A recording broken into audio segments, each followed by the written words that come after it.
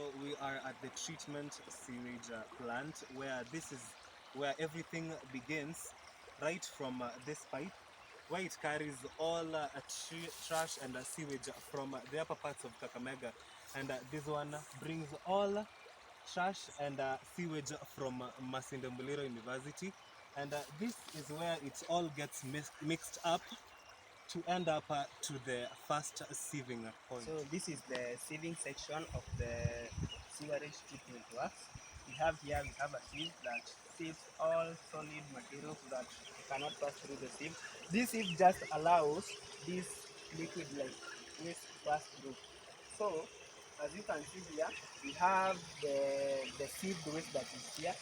Then from this point, this solid waste that is non-biodegradable is taken to that incinerator over there. It is just near this sieve that it is taken here to this incinerator where it is burned. So from the sewer through the tunnel, you can see everything. Now the water is flowing. The sewage now is flowing to our first point. This is the first sewage water treatment. So from our first chemical that we can use here, we've got something called Sanosil AG. Sanosil AG, those are the chemicals that are mixed with the sewage for them at least to not to be that harmful when they go to the next session.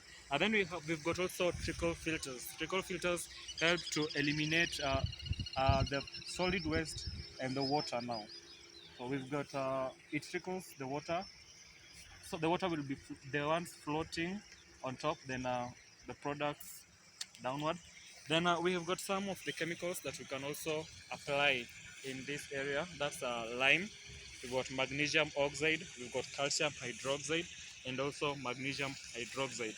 The reason why we use the chemicals I've treated is because of their availability. They are easily available when needed, and then also they have got low cost compared to Sanosil AG, and also high capacity. They are easily used. I think that's what we need to know about the first session of sewage treatment. So the moment the water potentially gets in here, it's being sieved again. Under this concrete, there's a sieve that separates some waste that are unwanted. Then the solid waste like feces and other products are being put down there for recycling purposes like fertilizer and etc. And then this water over here is being taken to the other pool where we'll be going towards it. This pool, it comes from that place through these tunnels.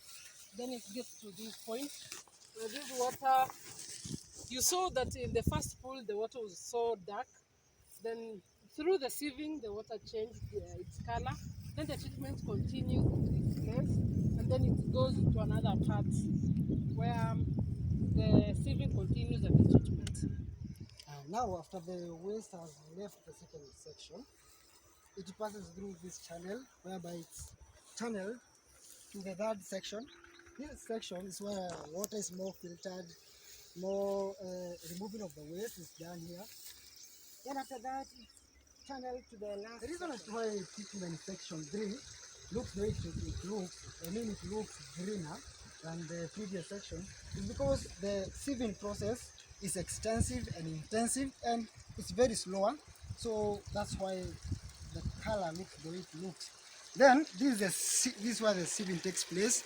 After now the sieving has completed, the water is channeled through that pipe and taken to the river, where now consumers can be able to access the water.